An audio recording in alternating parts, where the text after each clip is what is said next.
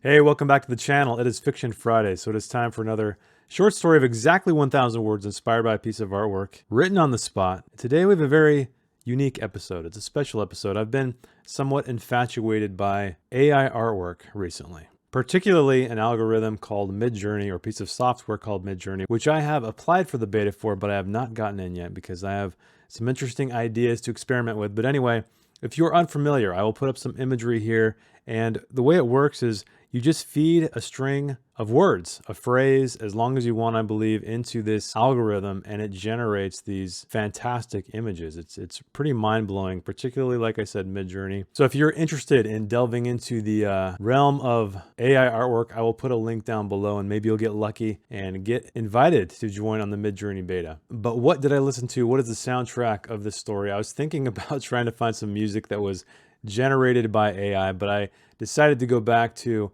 one of my favorite ambient artists called Lossil with his album called Sea Island, and I think it will become very apparent why I chose that one. But I really enjoy the concept of this. It's something that is created by something that is not conscious, and then me, being a conscious creature, at least I think so, create something inspired by that. So it's this weird man and machine mix up. But why don't you cue up the music and let us check out this week's artwork. This week's artwork is titled Mesmerized at Aquarium, and it's by an artist named Miguel Oliveira from Sao Paulo, Brazil. This one, like I said, is another series completely generated by artificial intelligence, and I'm completely fascinated by these things because they've been around for a little while, but now they are just really coming into their own. And in fact, there's an entire category on ArtStation full of these, and some of them are creating near finished or finished pieces of artwork, and it's completely amazing that we are at that level, and just how AI can not only recognize form and depth and color and light, but put it together in something that means something. Now, this one here is a little bit garbled. It's a little bit abstracted. There's some other ones, though, that are far clearer, so I encourage you to check those out on your own. There's even a hashtag on Twitter called Midjourney that will lead you on your way to an endless stream of these things. But let us take a closer look here.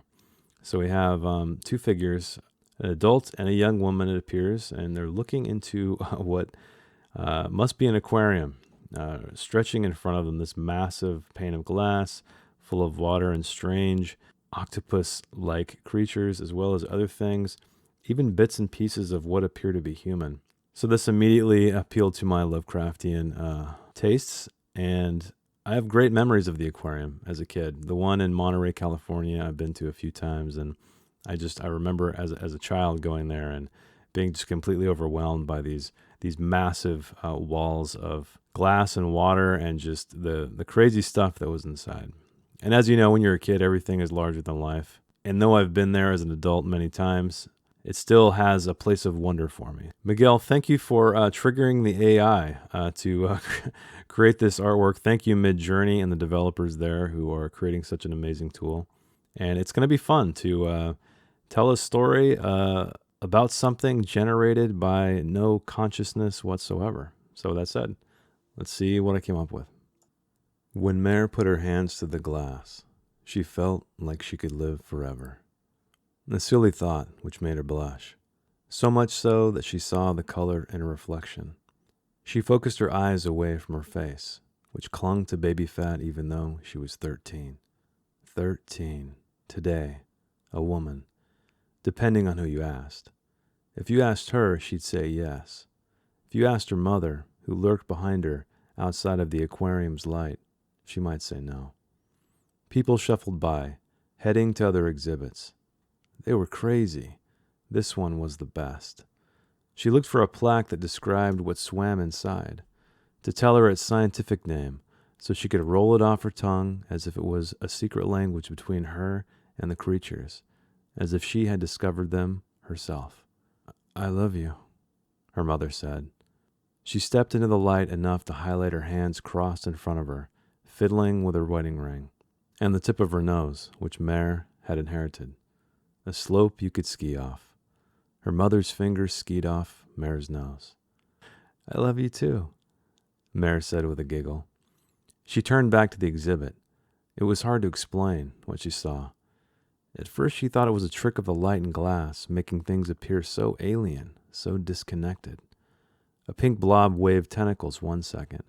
Then those detached and drifted away to transform into something else, wriggling in the water like a newborn trying to find its legs. All kinds of alien creatures, because that was the only way she could describe them, dwelt in this aquarium that had to be 100 feet wide and as many deep, rising from floor to ceiling. Mare rested her forehead against the glass to try to get a better look at a cluster of stalks sprouting from the sand floor. They separated like fingers, then intertwined like a length of rope, and inflated so much she thought they might burst. She stepped back. Her reflection returned, and a chill prickled her hands and forehead where the glass had touched. "Are you hurt?" her mother asked, touching Mare's shoulders, almost pulling her away from the aquarium. Mare shook her off. "No, I'm fine." Her mother fiddled with her wedding ring again, noticed Mare watching, and crossed her arms. "What do you think?" Mare went back to the glass and found where she had touched it, still warm. "This is the best birthday ever." "I'm glad," her mother said. "I wanted it to be special." "Why have we never been?" Mare asked. "Because it wasn't the right time." "You thought I was too young, wouldn't understand?" "Something like that." Mare's entire body touched the glass, her shirt peeking up just a little. She expected to feel its icy touch on her belly, but instead it was warm. "I'm not sure I even understand it now. These aren't regular fish and octopuses." She looked to her mother. "Octopi?" "Even octopodes," her mother said. "I like that one," Mare said. "Sounds more alien." "These aren't aliens, are they?" Mare realized she'd vocalized her thought too late, and as if in answer, one of the creatures, a small one that looked more plant than animal, spiraled its way to her on furry appendages, between which bubbled tiny white eyes when it reached her. What if they were? The smell of vinegar fell over Mare as her mother drew close. What had topped her salad at lunch? Mare had enjoyed what the menu called a seaweed burger, but she was thankful there had been no seaweed. Although seaweed sounded good right now. A length of it elongated in front of her, looking even more appetizing, raw, slathered in salt water. She smacked her lips and worked her tongue around her mouth, wondering where this strange desire had come from. "Then I'd say I'm too old to fall for tricks like that," Mare said. "I'm 13 now." "A woman. I know." Her mother didn't speak for some time. "But I didn't ask if you thought they were aliens. I asked what if they were aliens." Mare went to face her mother but couldn't remove herself from the glass. The warmth she'd felt on her hands and head and belly now encased her, even where the glass didn't touch. I love you," her mother said. Something tapped once on Mare's head and spread down the part in her hair, cold. Her mother trembled against her, was fighting to stay there, Mare could tell, while something or someone tried to pull her away. Mare wanted to pull away from the glass, from this room, from this building, from these things that now collected in front of her in strange configurations like people. "I'm scared," Mare said. "What is this? Mom, please, help me." Her mother's silent trembling turned into a violent hitch, which unleashed a scream silenced by a gasp. Mare couldn't turn to look. She couldn't move at all. Her hands lay where she had first touched the glass, but almost looked like they were passing through it. With her head smashed to the side, it must be an illusion. Her eyes too close to the glass, which had to be thick to hold all that water, must have made it appear so. That had to be it. "Mom?" she called again, a slur as her chubby cheeks pushed between her teeth into her mouth, mashing her tongue. No one answered. She looked the only way she could, inside. Coils and scales and tentacles and teeth and eyes, fanned in a kaleidoscope, as clear as if there were no foggy glass or hazy water, as if she were right there with it, inside the aquarium with it, a great mouth opening wide. It told her it would be okay. It told her that her mother loved her. It told her she would live forever.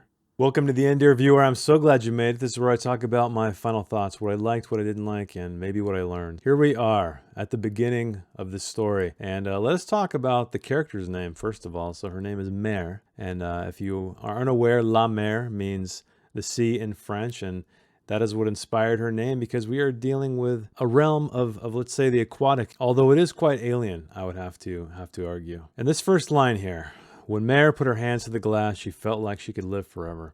When I first started thinking about this story, when I was looking at the artwork initially, I was unsure of which POV to go through. And first of all, I was thinking about the parent, because I knew I wanted this child to be lost. And I knew that it would be quite an emotional experience for a parent to lose their child in this regard. And so that was my first inclination. But I decided to mix it up and go for the POV of the victim here. So we have this young girl. She's at the aquarium with her mother, who is distant. She's somewhat in the back, and something strange is going on. And what I really tried to do from a technique standpoint is slowly build upon something being off. And this was also inspired by, one of those old stories like The Lottery from way back, which also inspired stories like Hunger Games and so on. But in this case, it's about a woman coming of age. Well, 13 being of age here, where she appears to be sacrificed to some being, some entity, some kind of creature of some sort, or creatures of some sort. Why it's at an aquarium, I don't know, but I looked at this image and I just knew that the imagery was just so crazy that I had to do something cosmic horror, if you wish, to a degree. I don't think it's fully that way, but let us dig a little bit more into the writing here. And so I do establish here, 13, today a woman, depending on who you ask, and this is when I first give a first hint, of her mother not wanting to let go. And I don't think this is quite a massive hint in terms of something is going to go wrong, but because as parents, I'm sure you guys know, if you are a parent out there, it is difficult to see your child grow up to a degree. And so that is why her mother is saying no. But in actuality, it's because her mother didn't want her to grow up, because she is going to be sacrificed to the squid people, apparently, at the local aquarium. And this is another little bit of inspiration from kind of Lovecraft in a way, I guess, where she's looking for a plaque, all these plaques that describe what are the creatures inside the display, and she's looking for its scientific name so she could roll it off her tongue as if it were a secret language between her and the creatures, if she had discovered them all herself. And here we finally see her mother awkwardly just telling her, "I love you," out of the blue, and she doesn't quite understand that, even though she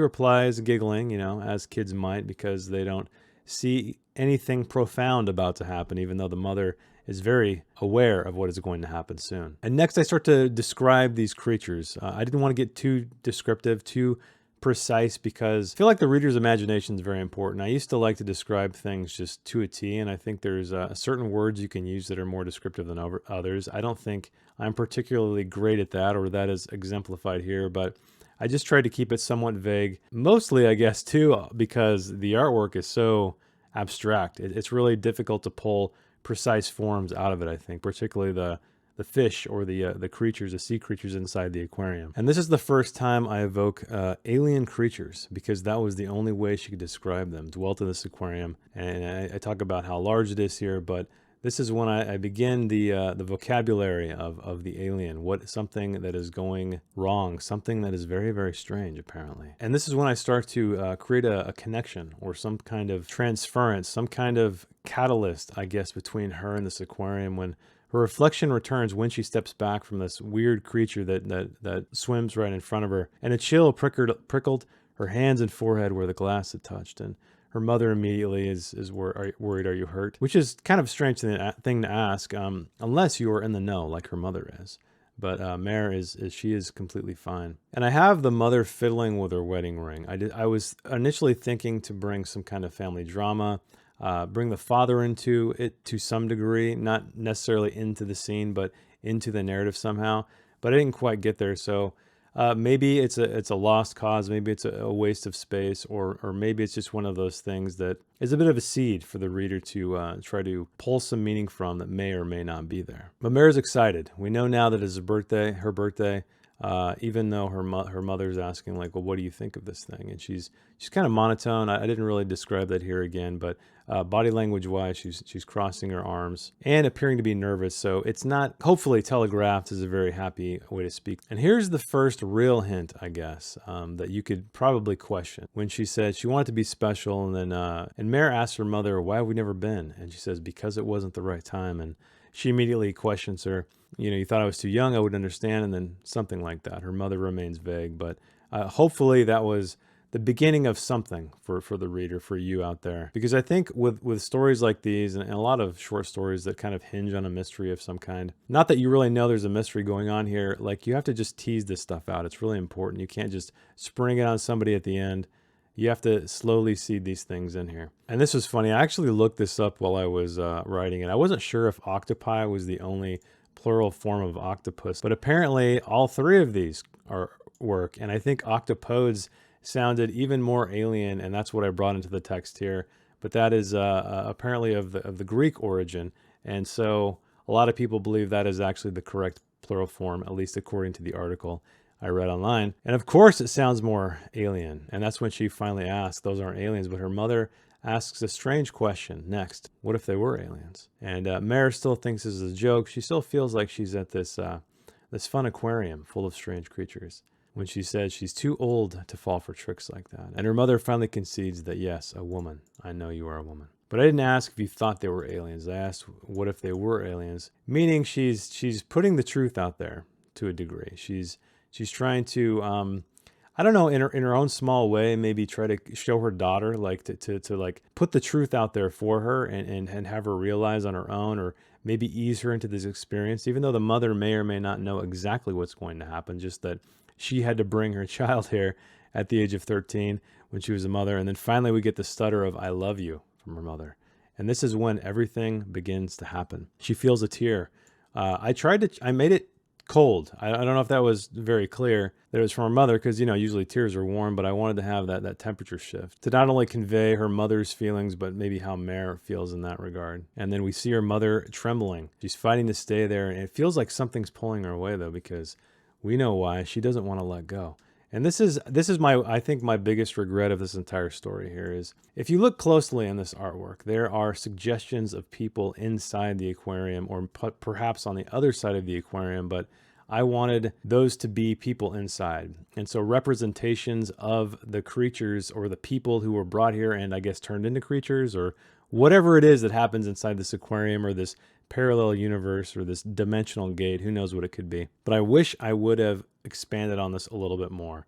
Like when she says, these things that now collected in front of her in strange configurations like people. I wish I would have had another line after that, and probably when I go back and edit this, I will probably add a little bit more visual description there, just so the reader fully grasps what is going on. But Mare is finally scared, and you know, she's stuck to the glass essentially and can't do anything whatsoever. And she's passing through it, and finally we get to this this visual of coils and scales and tentacles and teeth and eyes fanned in a kaleidoscope as clear as if there were no foggy glass or hazy water, as if she were right there with it, inside the aquarium with it, a great mouth opening wide.